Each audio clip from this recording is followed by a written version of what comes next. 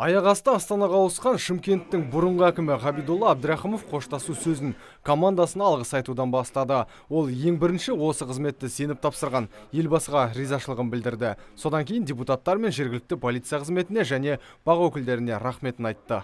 Мен енді осы 2 жылдан көп Шымкент қаласына қызмет еттім. Мынау тәжірибені айтсам, мен мемлекеттік қызметтегі тәжірибем 20 жылға жетіп қалды. Бірақ соның ең бақытты осы уақытта осы Шымкент қаласында болды. Сондай-ақ экс-әкім туған қаласына жиі келіп тұруға уәде берді, тек Нұр Отан партиясының хатшысы қызметінде. Ал өз кезегінде әріптестері оның жаңа жұмысына сәттілік тіледі.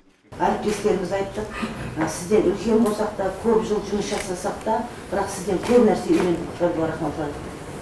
Өйткені сіз барлық идеяны халықтың игілігі үшін айтып отырдыңыз. Сол сіздің идеяларыңызбен жақсы жұмыстар атқардық. Мынау бүгін жаңа әрине сізді қимаймыз, бірақ сіз жоғарыда болуыңыз керек. Сондай-ақ Нұр Отан партиясының су жаңа хатшысы 3-ші мегаполистегі жасалып жатқан ірі бағдарламалар жалғасын табатынына сенімді. Елбасымыз айтты ғой, өмір адамға бір рет беріледі, оны Шымкентте өмір сүру керек деп. Сол сияқты мен де соған көзім жетті. Шымкент ол сондай қала. Шымкенттің өзінің ерекше характері бар. Шымкенттің өзінің ерекше жүрегі бар.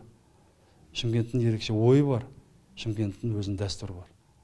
Сондықтан Шымкент ешқандай қалаға ұқсамайды. Ұқсауы керек те емес.